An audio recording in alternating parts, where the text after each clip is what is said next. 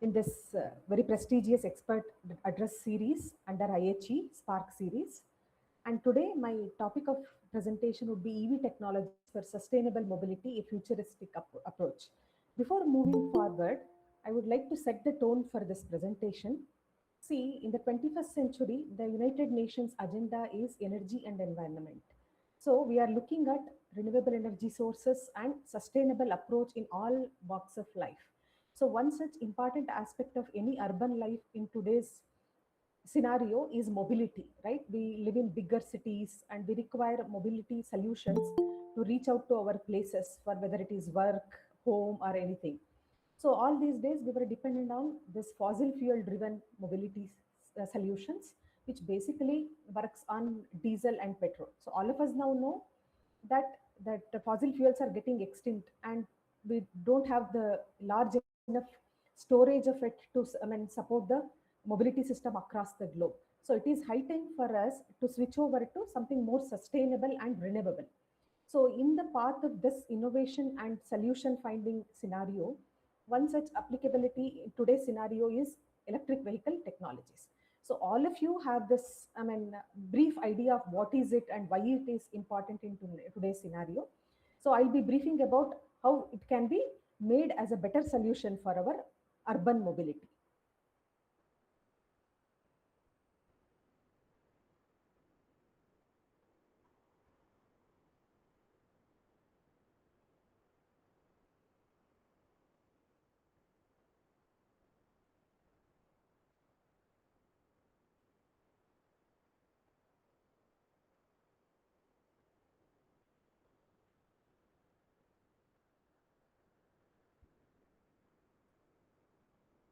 So today's outline of my presentation would be, so why electric vehicles? So what is the reason for shifting from our fossil fuel driven solutions to electric solution?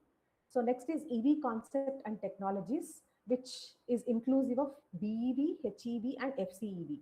So all of us know BEV is battery electric vehicle technology, HEV is hybrid electric vehicle technology, and FCEV is fuel cell electric vehicle technology. These three technologies go hand in hand in finding the solution for EV. So next is learn EV mechanical composition. So what does it is inclusive of for its operation? And next is vehicle modeling and simulation tools. As all of us know, none of the technologies work without the software support nowadays. So in order to find the intelligent support system for mobility, we need to have certain simulation tools. So next we have parallel hybrid vehicle design.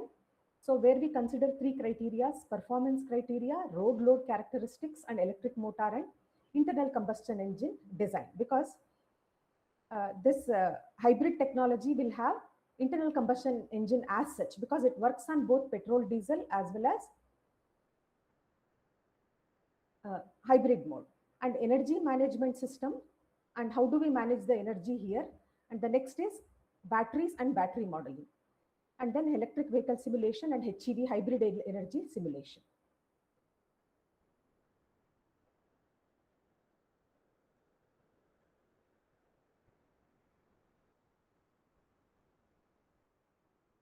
So next is why electric vehicle? So what are the reasons for shifting from fossil fuel driven mobility to electric mobility? So one is increasing automobiles. So you know everybody nowadays dependent on four-wheelers and two-wheelers for our mobility, and then declining oil reserves. All of us know because of this. All of us are known to have this scenario in the world which is going on because of the Middle East crisis and the war going on. So it is impacting the whole world for the energy reserves. So next is increasing greenhouse emission, because energy and environment go hand in hand, right? So energy sources should never become negative impact on the environment. So how do we achieve it? It's by only having the sustainable solutions. And global warming threat, which all of us are facing now, and CARB regulation. CARB is California Air Regulatory Board, because for regular fossil fuel driven vehicles we have Euro standards, and India follows Bharat 123 standards and all. For EV as such, India has not made standards yet. We follow on CARB regulation, which is nothing but California Air Regulatory Board. So they always check the ppms, per part per million pollution status of the air. So next, how do we find the solution for this? It is to improve the existing power system efficiency, alternate fuels, new materials, or alternate power systems like electric vehicles.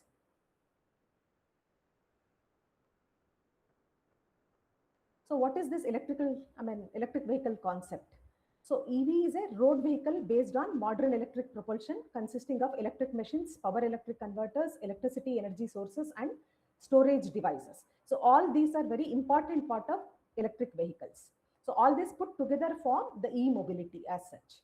And EV is a broad concept which includes, as I told in the first slide itself, BEV, HEV, and FCEV, where BEV is the battery electric vehicle which is completely run on battery, and the second one is HEV, hybrid electric vehicle, which runs both on fossil fuels, petrol, diesel, and electric vehicle. And next is FCEV, which is fuel cell technology. And regenerative braking is possible in EV, which is very important aspect. So all, as mechanical engineering students and others also know what is regenerative braking. So it is a system which slows down the vehicle by converting its kinetic energy into electrical energy. So EV is not only just a car, but a new system for our society's clean and efficient road transportation, whether it is for cargo transport, human transport, or anything as such. So EV is an intelligent system because nowadays everything is in connection with the software and the hardware tools to make it more intelligently driven. So EV design involves the integration of art and engineering, because design is an art and performance is an engineering. So any design is the combination of both art and engineering. And more advancements are to be done to make them affordable, because if you build a very good technology and it is not affordable, then it is not going to give a solution for the society, because as engineers we have to give the solutions for all stratas of people and the society. So when we see the basic design, our EV mechanical composition, it has propulsion system, wheels, source, and auxiliary power. So as we all know, propulsion system is the one which drives the wheels, which creates mobility. And energy sources are the energy sources like fossil fuels, battery, and all, which enables the mobility.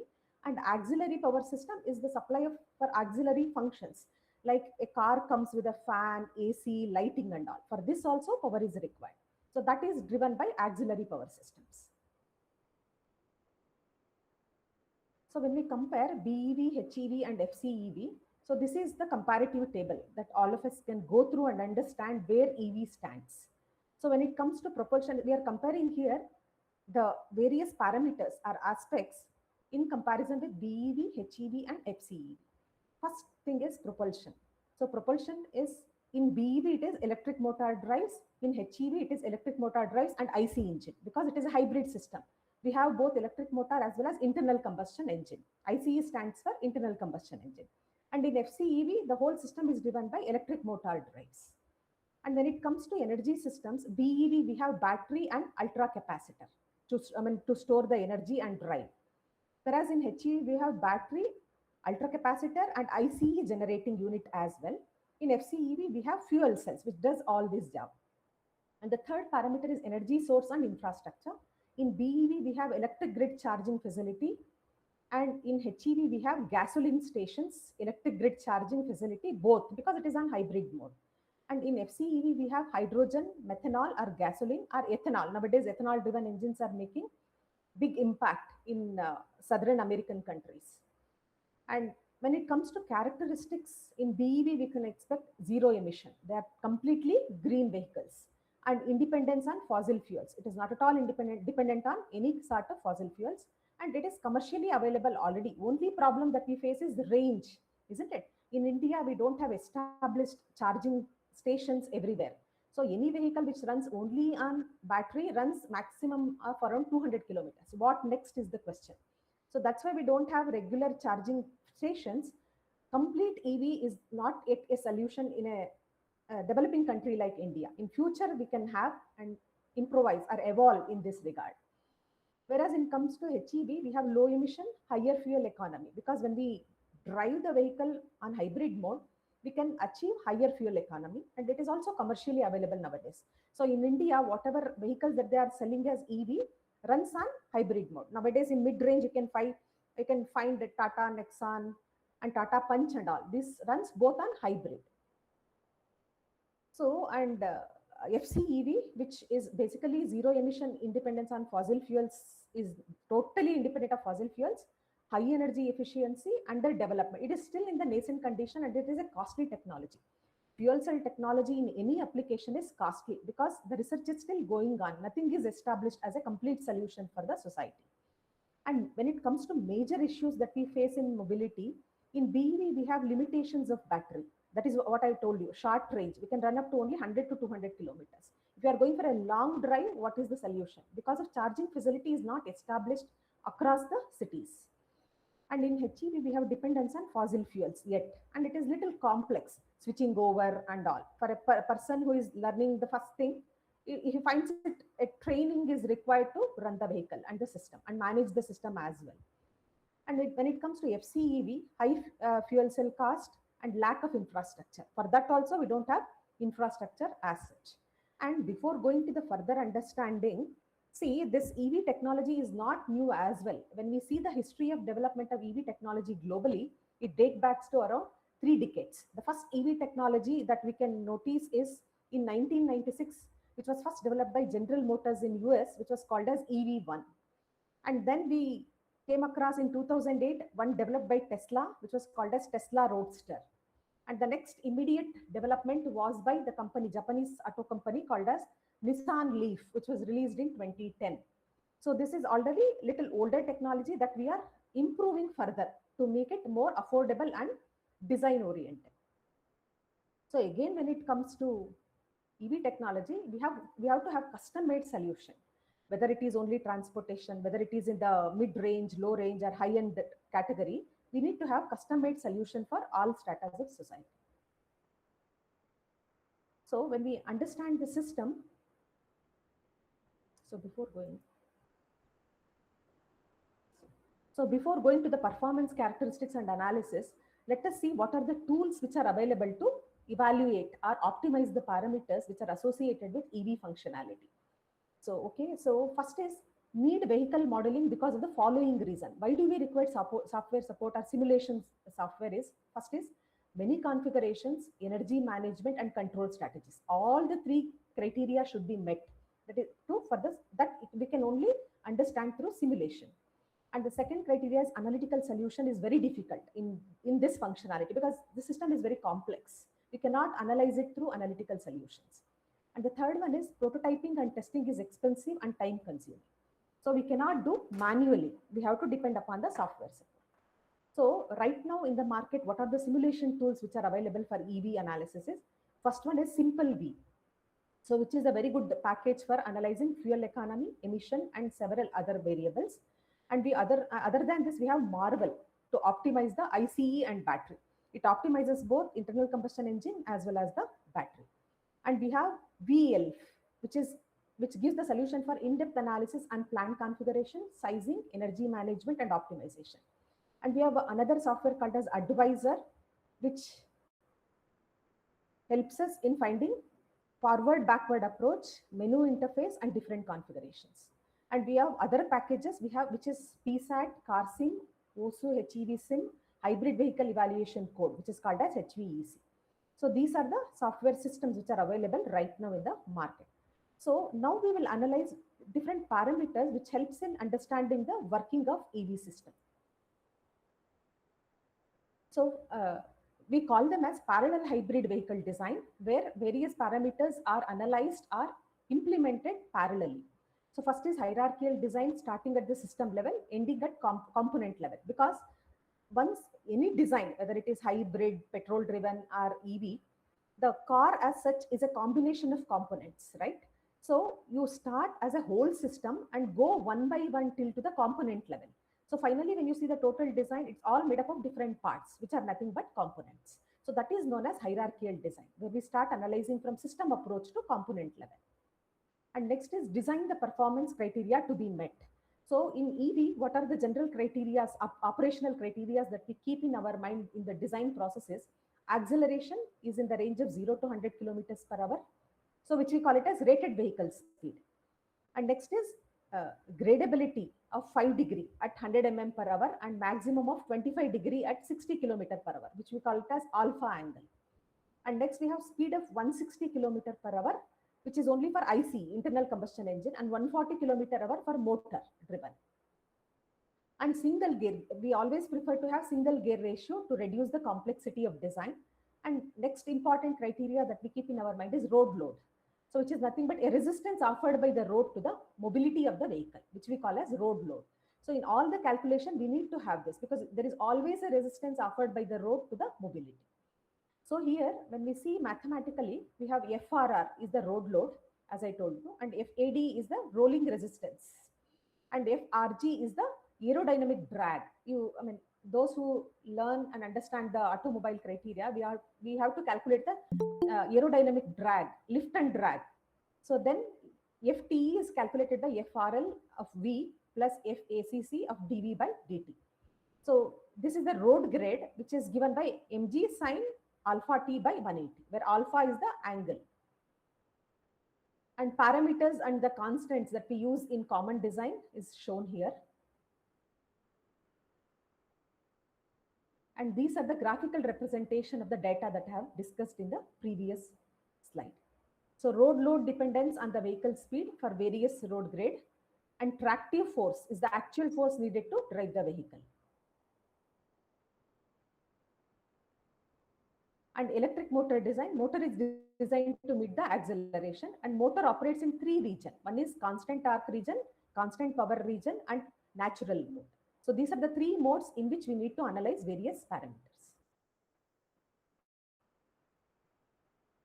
So differential equation to govern the system. How do we calculate mathematically the performance?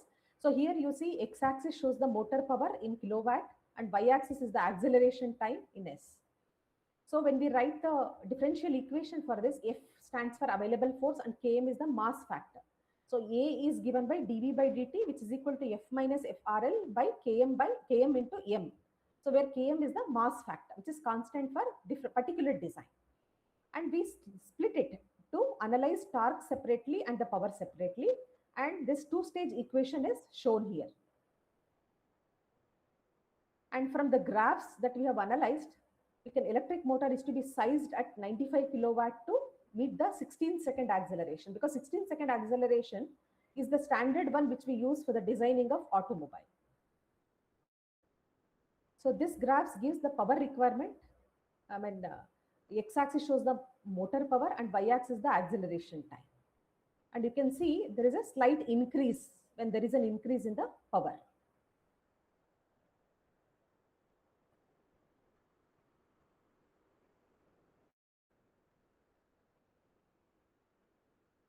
So this is when we have internal combustion engine. In case of hybrid vehicles, we have engine speed in the x-axis and engine torque on the y-axis. So internal combustion engine torque speed characteristics is generated using 2D lookup table approach in Simulink. This is the graph generated by Simulink software.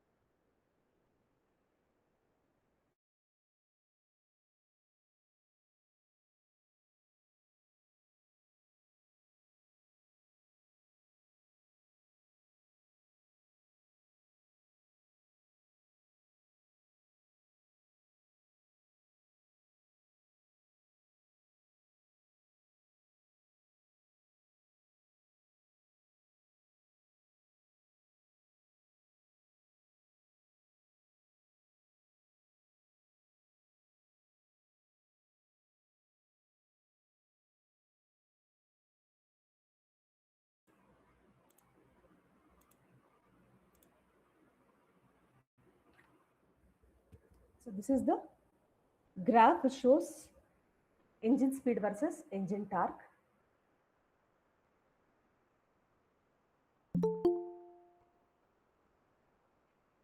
And this is the gradability requirement. We need to grade the EV system. So here we can see on the x-axis vehicle speed in km/h, and on the y-axis we have required power in kilowatt.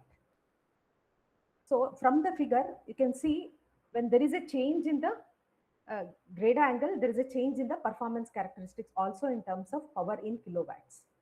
So the when you observe the right hand side of the graph, it is seen that the vehicle requires approximately 62 kilowatt to climb a grade of 5 degrees. So because we analyze the grade is nothing but the tilt on the road, or it is this slope on the road which we need to cover through the navigation. And usually 5 degrees at 100 kilometer per hour and approximately 140 kilowatt to climb the grade of 25 degrees at 60 kilometer per hour. This is a standard calculation parameter. So the maximum available power in the vehicle is the sum of available power from the motor and ICE, which is equal to 150 kilowatt. So next important aspect is energy management system. So electric loads in an EV or HEV is like cranking system. So communication equipment, hotel loads. Hotel loads are nothing but the comfort electronics that we use in the car, which includes your AC, sound system, and lighting. So which we call as a hotel thing, which runs over auxiliary power. And the control system like drivetrain control, chassis control, and it also must be managed effectively in order to get the better efficiency. EMS is basically a control algorithm which determines how the power is produced in powertrain. So that's why energy management system in any EV is very important. So before understanding what an EMS does, let us see what is the expected things out of an EMS system, what and all it should do. So first is optimize energy flow for better efficiency. The flow of energy should always be consistent in order to have a efficiency in the mobility. And the next is predict available energy and driving range and propose a suitable battery charging algorithm.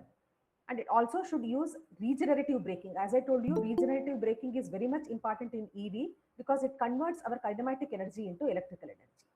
And it should also suggest more efficient driving behavior and report any malfunction and corrects them. Because in control loop, we should have always the closed loop system where the feedback is received from the system for the betterment or the improvement. Based on the signals, we can improve the system. So this is the comparative evaluation between various HEV control strategies. So one is the description of the functionality, advantage and disadvantage. The first one is electrically peaking hybrid concept, where we have electric motor provides acceleration and deceleration power, and ICE, internal combustion engine, provides average load power in drive cycle.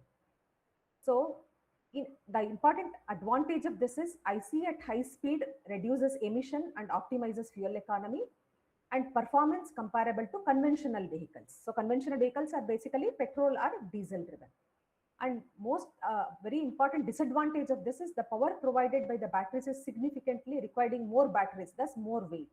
So in EV, the main important aspect is the moment you try to increase the battery coverage, the weight also increases, and the weight comes on the vehicle. And there is more weight, it also requires more energy for the mobility. So next is thermostat or on-off strategy. So this is to switch over from EV to HEV and HEV to EV. So this propulsion depends on SOC. SOC stands for state of charge. So it works on high SOC motor and low SOC ICE. ICE is again internal combustion engine. SOC stands for state of charge.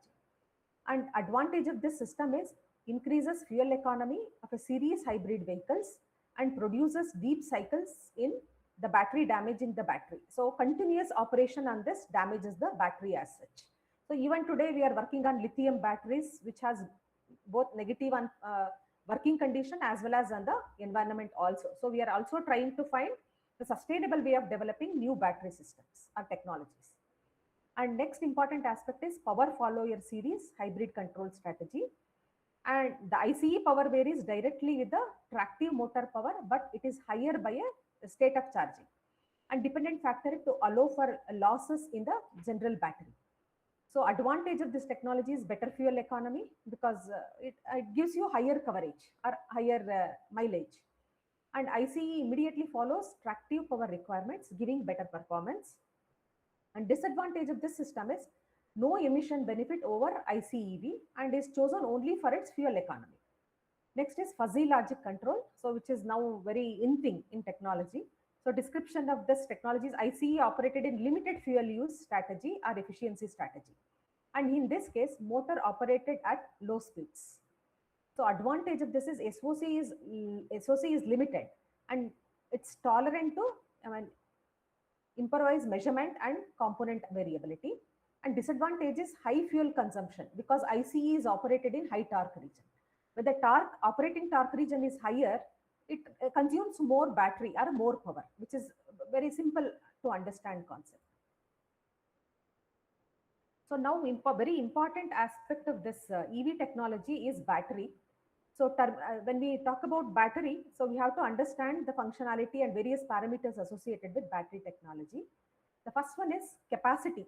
For every electronic or performing part, we need to see the maximum limit of operation, right?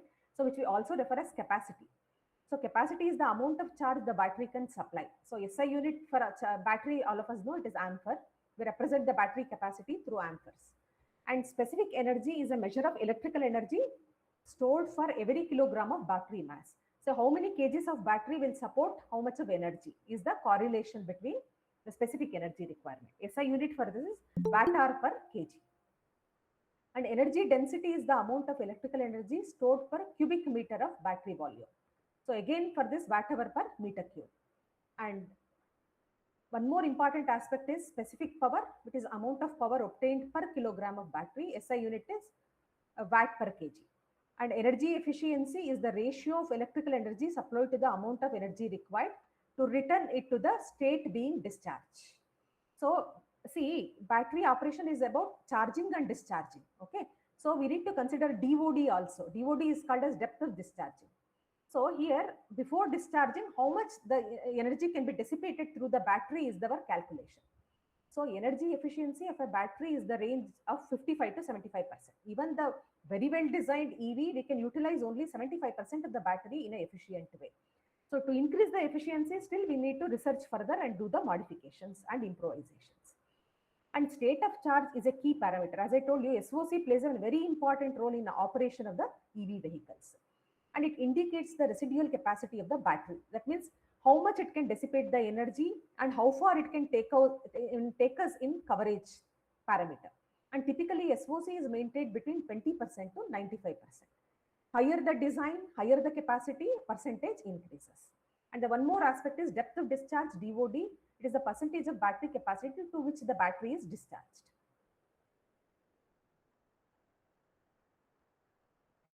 So these are some of the schematic representation of battery modeling or battery design. So first one, what you are observing here is a commonly used model of the battery, so which consists of an ideal battery with open circuit voltage. So VOC, we call it as VOC, open circuit voltage, a constant equivalent circuit RINT. So what you are seeing RINT is the resistance which helps us in creating the battery operation, and terminal voltage VT. So VT is given by VOC minus IRINT. So where IRINT is your resistance. And it is not a dynamic model. This kind of battery design is basically a static model. So next, when you see the second sketch, we have internal resistance is different from charging and discharging cycle. So charging requires different mode of operation and discharging requires different mode of operation. These are two different things in any battery operated vehicle. So resistance RC comes into play with when battery is charging. So RC is considered for charging cycle and RD is considered for discharging cycle. As you can see, two resistance here. RC is for charging and RD is for discharging.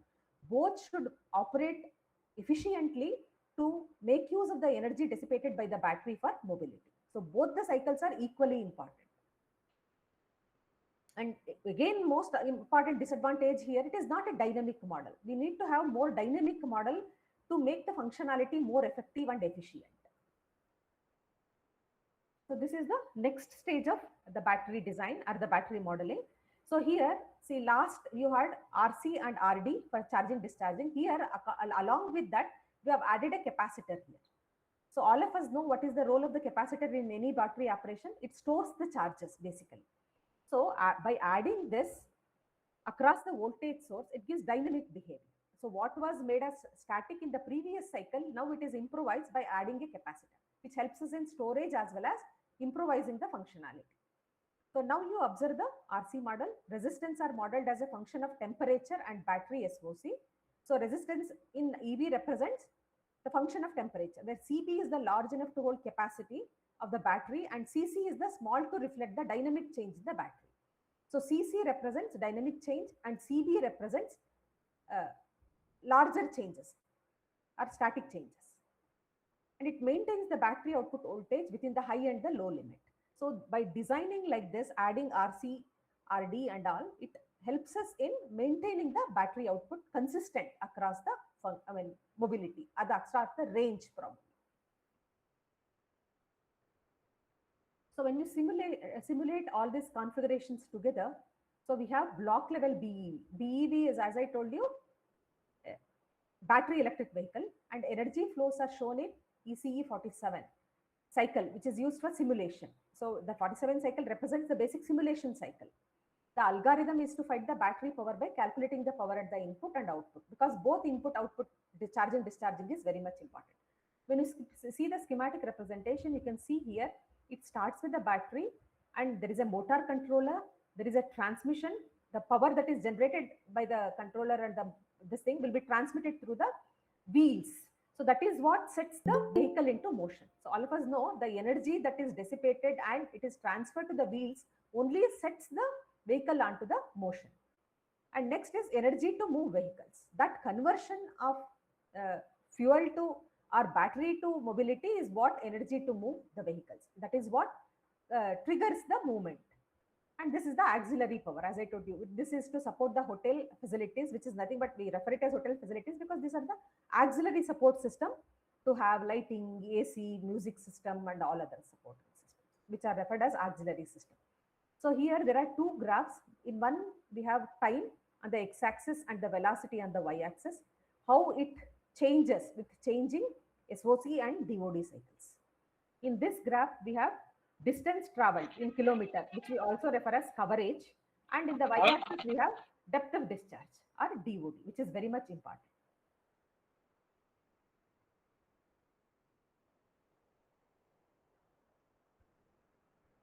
So this is the battery electric vehicle simulation.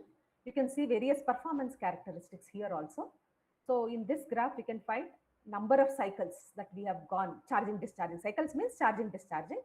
So it is correlated with depth of discharge, DOD on the y-axis. In this graph, we have time in seconds on the x-axis and tractive force in kilowatts on the y-axis, how it is changes. All these things supposed to increase for one range and after that it starts decreasing in various operating cycles. So this graph shows us time versus motor output power in kilowatt.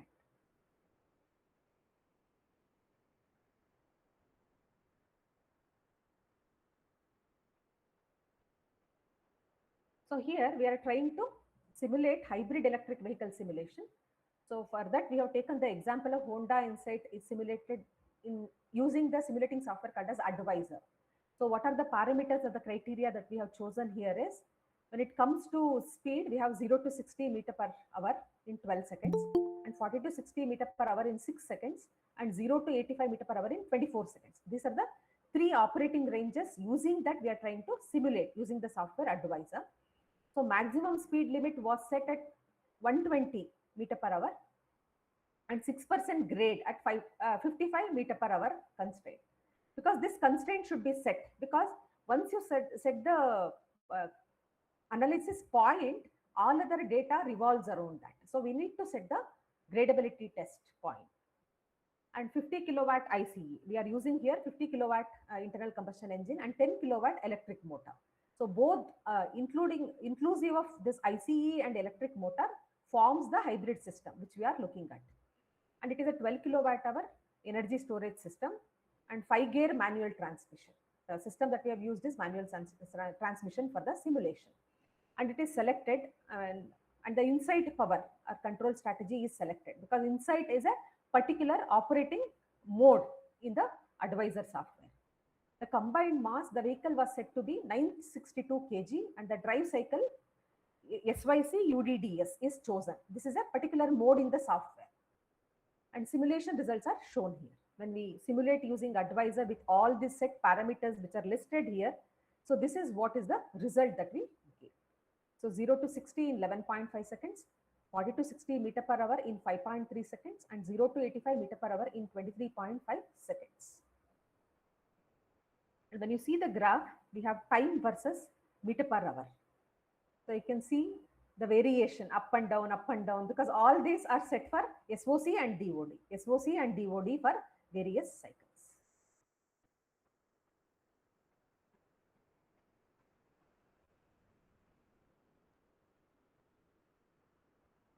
And this is the simulation is again using the same software. So here we have time versus state of charging or SOC. So the state of charging is the one thing which determines the coverage. So you can see it is optimal at around, say, state of charging of around 0.7. Your vehicle sees the stabilized movement or the stabilized mobility. That's why it is seen in this range. And this graph stands for speed versus torque, because torque is a very important criteria which determines SOC and DOD. So the straight line represents maximum torque curve, and the red, the into mark represents output shaft, and the green triangle represents here and here includes inertia or accessories.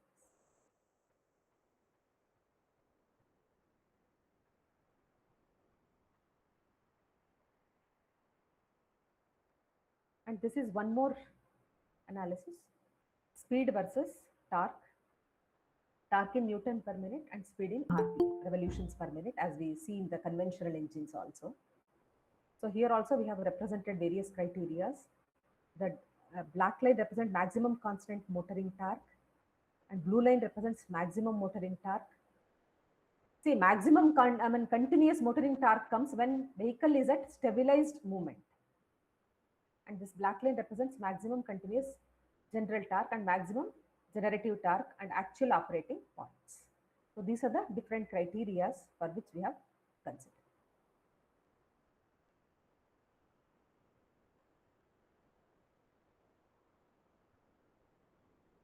So these are some of the inputs that is there. So I have tried to cover the comparative evaluation between completely EV run, hybrid, as well as fuel cell technology run EV vehicles. So when we see this operating parameters, whether this or the previous slide, similar technologies are used in today's, if you say Indian scenario of EV. So in the mid range, we find Tata Tiago, like Morris Garage's small Comet, all of us have seen. It is also a small EV model. And in the mid segment, we have Tata Punch or Tata Nexon. So they all have similar simulated functionality, which we have seen here. So it is basically, all these are basically hybrid driven. It runs both on battery as well as EV technology. Fossil fuel technology, which is petrol or diesel. So there should always be a switchover mechanism to work both on EV as well as petrol or diesel. How do we do that? It's only by simulating this. So when to switch over to petrol diesel mode and when to work on the EV. So all said and done, we have more advantages in EV rather than disadvantages. But in Indian scenario right now, for large range application, EV technology has to improve or evolve in a period of time, because for city driving, say if you are all living in a big city where you have to commute from house to workplace or wherever within the city, 200-kilometer range is quite comfortable. But you are talking about taking the EV and driving it across the cities, which runs beyond 200 kilometers, then it becomes a challenge. So usually the experts in the EV domain, they say that to make that you have to have a backup battery. Suppose if you have a backup battery which you can switch over after 200-kilometer coverage, that should be staked inside the vehicle itself. So that adds extra load on the vehicle. Extra load means extra fuel or extra battery. So higher the weight, higher the energy, lesser the energy requirement or energy sustainability. So we cannot use this as a sustainable solution of having a backup battery. The best way to combat this requirement is to have charging station across the key transit points in between the cities. So if you have more charging points, then EV solution becomes a complete solution for mobility inside, globally or locally.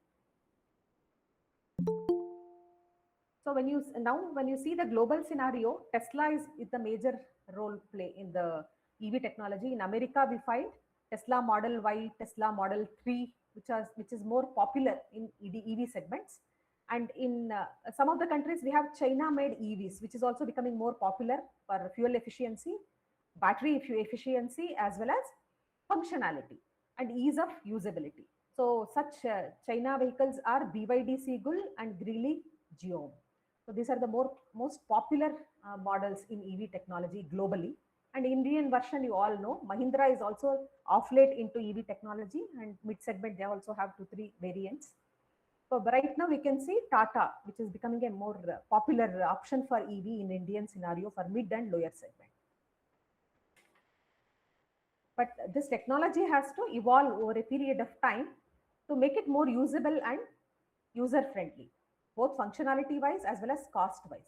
Because engineers' aim is not only to develop a technology which is very good or efficient, it also gives the solution at optimal cost. We cannot say cheaper cost, because cheaper cost means there is always a compromise on the quality, but we have to have an optimal cost range. Then only the people, it becomes popular among the people. So because nowadays it's all customer market, right? Gone are those days when two-wheeler and four-wheeler markets were driven by only producers. People used to wait for 2 years, 3 years to buy their two-wheeler after booking time. But now it's all consumers market. If you want to buy a car and set your budget and everything, there are 10 people who are ready to cater to your needs. So such being the competition, to be there in the market, you need to have more optimal solution at competitive cost. So these are the simulations that we have gone through in the general EV vehicles.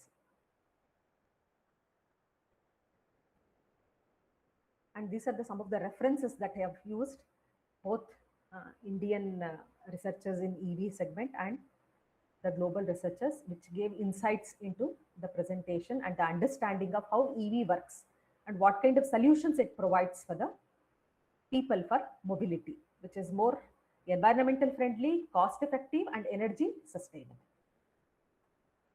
Hope this briefs up my presentation, and I hope I could make justice to whatever is expected out of this EV and understanding of EV technology. So, any questions? I'm happy to take an answer. Yes, ma'am. Thank you. Thank you very much, ma'am, for your insightful and inspiring session. Your presentation has given us a deeper understanding of the topic. I'm sure everyone found this session highly informative and enriching. And now let's move on to the question and answer session. I request the participants to kindly raise your hand or type your question in the chat box. We will be happy to take few questions.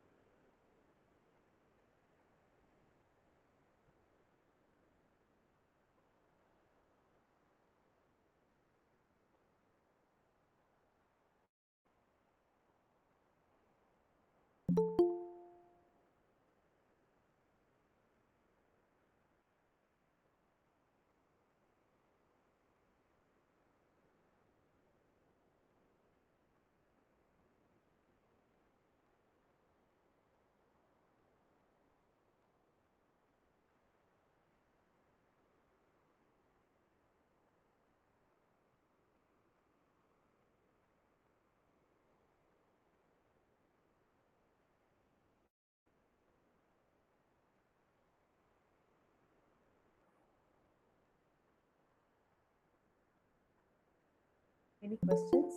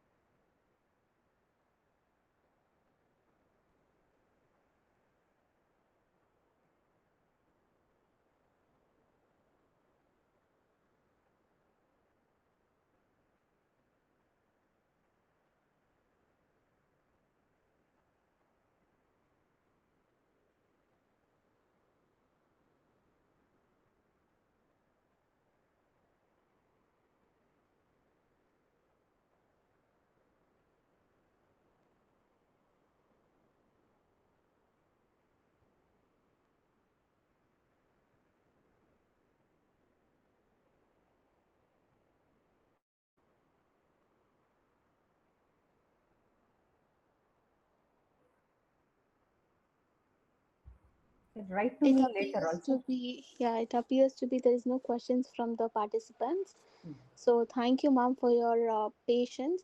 And on behalf of IHE, I express my heartfelt gratitude to our esteemed speaker, Dr. Jyoti Lakshmi, ma'am, for sharing her valuable knowledge and expertise with us. Your insightful presentation and practical perspectives have made today's session both informative and inspiring. Thank you, ma'am, for taking the time to be with us. Thanks And for the before, patience listening, and thanks for the opportunity given by International House of Education.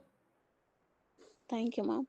So, before we conclude today's session, I kindly request every participant to please switch on their cameras for a group photo.